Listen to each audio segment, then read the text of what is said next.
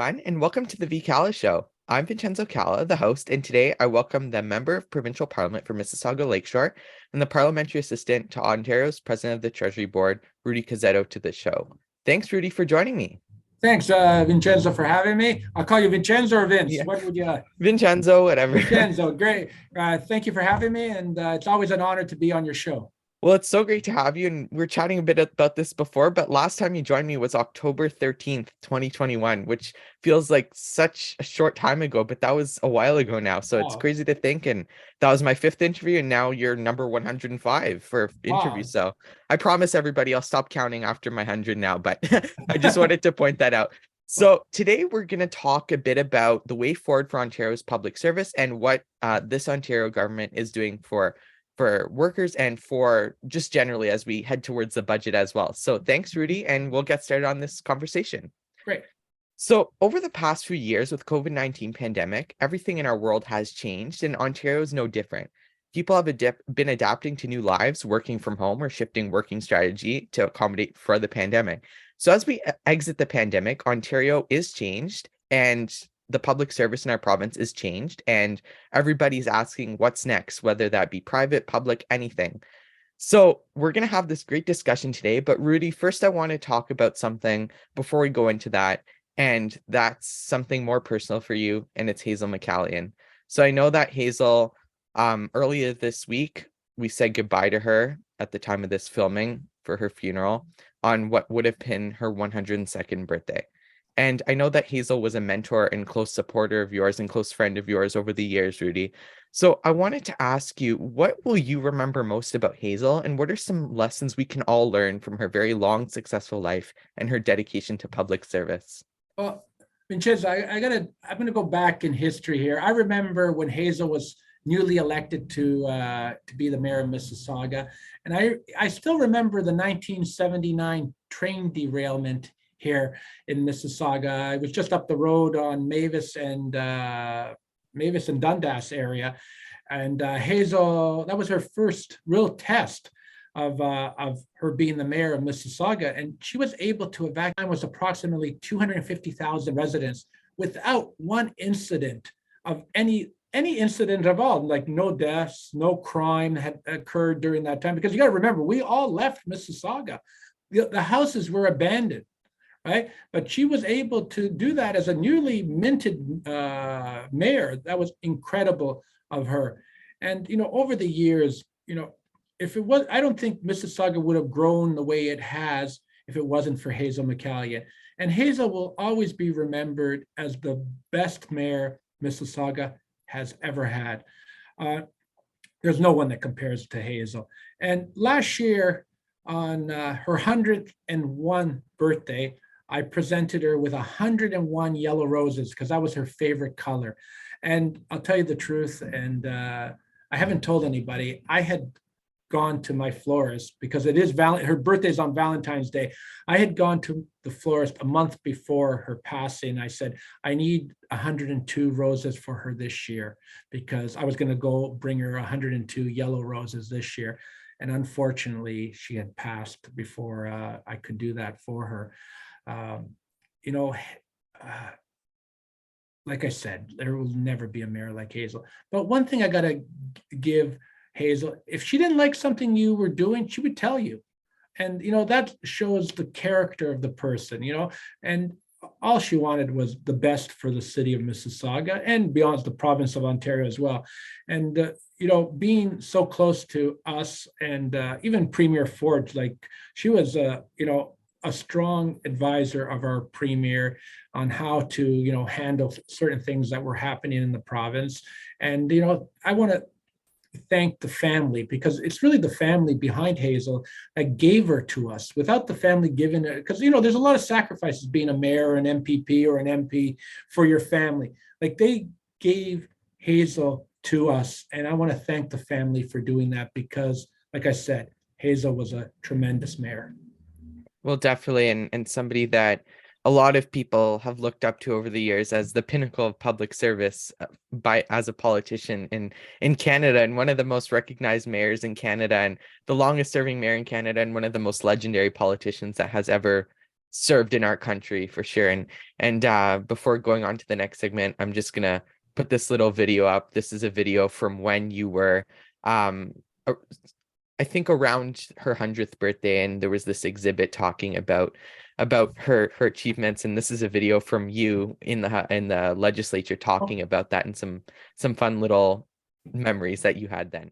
Speaker, many items are from McCallion's own home, including a picture of the mayor, then 92, reeling in a 16-pound Chinook salmon at a fishing derby off of Port Credit as Toronto Mayor Rob Ford held on to stop her from falling into Lake Ontario. On one of Van Duser's favourite items and mine is a lawn sign from Hazel's first campaign in 1978. She ran against an incumbent mayor who used the slogan, "A good mayor." Hazel's slogan was, "A better mayor." And she was. And she never needed another lawn sign again. So first off, on today's topic, I want to ask you something that will be weighing on the minds of the audience throughout the interview. So let's get it out of the way before we go on to our discussion. What does Ontario's president of the Treasury Board do, and what is your role in assisting him as his parliamentary assistant? Really, in basic English, what happens at the Treasury Board? A lot of people don't understand how the Treasury Board works. All ministers come to the Treasury Board for funding for their programs. And be honest, very easily, it's yes or no. Do we fund this program or don't we fund this program? Or why do you need this amount of money to do this? And there's a large discussion around that. We look at exactly all the figures. Does it add up? Doesn't it add up? And pretty well, that's what we do at the Treasury Board, really in basic English. Yeah, and super interesting, and a lot of people don't really see that, but it's an important role for sure. So now let's talk a bit about the public service. So as we've been exiting this COVID pandemic state in Ontario, it hit Ontario hard when we persevered and we went through it. But now more Ontarians are returning to work both in the public and private sectors. So in the Ontario public sector specifically, how has that transition to this post-COVID world become, and how is that going? Well, it's difficult because a lot of people, like, they've been used to working at home, and it's very hard to get them back in the office. But we are starting to make that transition back into the office in the Ontario public sector. It'll take time, but I think that we will be moving into that direction, having everybody back in the public sector. And now I wanted to talk a bit about the work that your government has been doing over the past 5 years or so now that you've been in government. And I wanted to ask what has the government been doing to help modernize the public service? I know this is something that all Treasury boards and public service people and in both the federal and provincial government are working on right now. So what are some things that this government has been doing to modernize it? Well, we're looking at streamlining a lot of areas, as well as working together. Instead of working in silos like the previous government did, we're trying to work cross ministries. And, I'll bring it down to real basics. Like, say the Ministry of Health needed to order chairs, right? So the Ministry of Health used to order chairs, but now we bundle them together. Like, if Ministry of Education needs chairs, like, why can't we order in bulk instead of ordering in silos?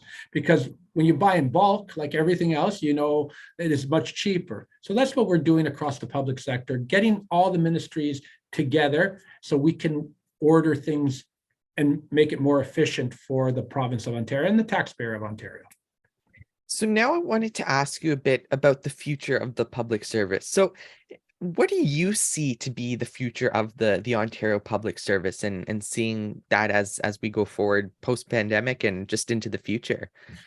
I see the future is that we're working much closer together than when we first took office. I think that, we're working at making Ontario a better province compared to how it was run before. We have Michelle Demanuel, the head of the Ontario public sector. She used to be the head of the Trillium Health Partners. She's a very efficient woman that runs the public sector. And I think with her being at the helm, we will be running it much more efficiently and better for the people of Ontario. So now let's talk a bit about, let's transition into the budget. So I know that's a very important topic for the Treasury Board, as you just mentioned before, and funding and all that. And I know that you've been, actually, no, I'll talk about your tour of the province later. But what types of investments do you personally want to see? And what do you think the government should focus on in putting into the budget as it comes to the public service and just in general? We're looking at healthcare. Healthcare is probably our number one spend in the Ontario budget. As you are aware, we're spending $40 billion just in infrastructure, building new hospitals across. I think 50 projects are underway. To be honest, as you know, in Mississauga Lakeshore, we are going to be building the largest hospital in Canadian history in my riding here, as well as invested in long-term care, as building long-term care beds. We're looking at building 30,000 new beds and 28 rebuilt beds in the province of Ontario, so 58,000 beds, as well as hiring a lot of PSWs, healthcare workers across the province of Ontario. So also now, I wanted to talk a bit about your consultation. So I know that when we were scheduling this interview, we had to find a time that worked because you were touring the province, looking at what and consulting and seeing what people, normal everyday Ontarians, wanted and some of their priorities. So what have you seen as some of the priorities that some people want in the budget? And obviously there's the big ones like healthcare and some of the other ones that may not be talked about as much. It's there's a lot of issues on labor shortage, so they want us to be able to recruit more people to fill the jobs that are available in the province of Ontario, as well as homes. Homes is a big issue, and you know about our Bill 23 to build more homes and removing DC charges from affordable homes and purpose-built rentals. Not across the board, like you've probably heard from some municipalities saying, oh, they're removing DC charges from everything. No, we're not. It's only from affordable homes and purpose-built rentals, because these are we've been endorsed by a lot of we've been endorsed by the Indwell projects, Habitat for Humanity, and here in Mississauga Lakeshore, I've been endorsed by the Compass Food Bank to build more affordable homes. If we can reduce the cost of them to build them, they will build them. And an affordable home, like an Indwell, they rent for $565 here in Mississauga Lakeshore. That is pretty well a quarter of the rental price that a regular condo or thing would cost. So if we can reduce it to those levels, this would be great for homelessness, even for healthcare. Like it's all connected, and people don't realize like housing is connected with healthcare, because if we can get people into housing, and even it's connected to mental health too, because it's the pride of ownership too, or the pride of rental, whatever. But having them in a home, in their own home, it makes them feel better, so you don't end up in the hospital. Your mental health is much better, so you don't need as much investment in mental health, because you're taking care of people in other ways. So it's all connected. And once people realize that it is all connected, then you'll say, well, this is how it has to be done to help the people of Ontario. Well, definitely. And we're looking at building more affordable housing, especially right now. We are in an affordability crisis, and people that are the most vulnerable and need help to build and to get houses that they can afford. And a bunch of people are having troubles buying groceries and paying rent and that sort of thing. And what do you think the government should focus on when it comes to actually getting these houses built and that sort of thing? So I know you've sort of gone to the municipalities and given these sorts of things. What do you think should be the priorities for building houses? Like what types of projects would you like to see more, especially in Mississauga Lakeshore, when it comes to building different housing types? What would you like to see? Well, we need all types of housing, like you said, as well. As you are aware, we need approximately 1.5 million homes in the province of Ontario in the next 10 years. So Mississauga, if we do the math, it would need approximately 12,000 new homes built in the city of Mississauga. And that's a combination of affordable homes, rentals, and even the $1 million homes. Let's be honest, we need everything, right? So, speeding up the process of permits would be very important. I would like to see that more in the municipality, as well as, like, if you're building a brand new GO train station, you're building an LRT, there shouldn't be restrictions at a GO train station of height, because we talk about getting people out of the vehicles, right? Because driving a car, it's bad for the environment, because you burn fossil fuels. So you want to build around transit corridors so people will take the transit. So you can't say, well, we want housing, but we don't want it around transit corridors. Well, and that's my issue down here. Like, we don't want density. Some of the residents, I'm not all, but some complain that too much density. Well, but you're the same people that complain about urban sprawl too. So where do you want me to put 1.5 million people? You don't want them here. You don't want them further north. And with the federal government increasing immigration to 500,000 a year, 300,000 will end up in the province of Ontario. Even that 1.5 million will not be enough. So we have to change the way we think and build more homes. And then it goes back to the labor thing you were talking about. We need people in labor, in skilled trades. So while these people are immigrating to Canada, let's hope that we can get people to work in the skilled trades so we can build the homes that they need. Well, I know that's something that Monty McNaughton has been really working on, and I don't remember the statistic he put out a while ago, but there's a statistic where I don't know how many fifths of Ontarians in the next decade or so will start to be going into the skilled trades, and there's a shortage, and I know it's something that your government has been talking about and trying to fix, and especially on transit and housing. Those are two interconnected, and in these centers, I know that that in Mississauga you're getting this new LRT line, and across the province of Ontario the GO train, and in Ottawa we're expanding the LRT as well. I use it every day, and just looking at building up around those centers and building these transit centers that have housing, grocery stores, pharmacies, services, work, all these sorts of things that you can do to just have a better life and a more affordable life, and a life that is more centralized to where you live, and live in your community and not have to leave your community to celebrate it. Like Vincenzo, I don't know if I told you this last time. My family's been in this area in Port Credit since 1950. And I look at my children, and for them to purchase a home down here, it'll be almost impossible. Excuse me, if the parents don't help them. Sorry, I go. So and this is why we have to build supply. I don't know. Like, I come out of the automotive industry, and I look at supply and demand. If there's supply, the prices do come down on housing, because if you have 10 people looking for one house, you're going to pay top dollar. But if you have 10 homes and one person looking for it, then you get the best deal for yourself. And, during COVID, you look at the automotive industry, how used vehicles, because the computer chip shortage,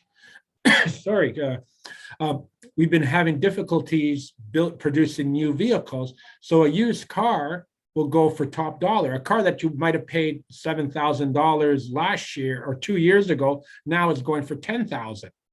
So it becomes a supply and demand issue, and that it goes across the board on everything. Yeah, and definitely something that we've been seeing over the pandemic, and hoping that things get a little better over the next little while to ease this crisis and get Ontarians the best out of their dollar, and making Ontario a powerhouse, and doing that. So finally, I wanted to ask you, I know we talked about housing in Mississauga, Lakeshore, and all that, and I wanted to ask you, what do you hope to achieve in the next 3.5-ish years, that before the next election? I know that's a while away, but what do you hope to achieve in the next few years in Mississauga Lakeshore as their MPP? Well, I'd like to see the LRT completed, GO train, running at its maximum down here. I have a few developments that are happening down here from some great community builders. I would like to see them, like one's already underway. The other one it'll be underway as well, but I would like to see them, getting closer to where they should be, as well as the completion of our long-term care facility that should be open and running by the fall, which has 632 beds at one location, two buildings at one, so approximately 315 at each, right? That completed, as well as the start of our hospice in the area.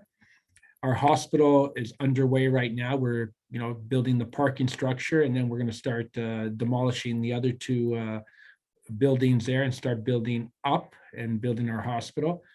As well as I have a personal project that I'm working on down here. It's bringing the first ever ability center to this side of Yonge. There's one in Whitby, which is the Jim Flaherty Ability Center. I don't know if you've ever heard of that one, Vincenzo. So I'd like to have that here as well in Mississauga Lakeshore, so we can, start working with, adults with disabilities, as well as, athletes, training our Paralympians there, having daycare in the same facility. So those are things that I'm working on right now in the riding, and I hope that we can have them, underway, or some of them even completed before the end of my second term.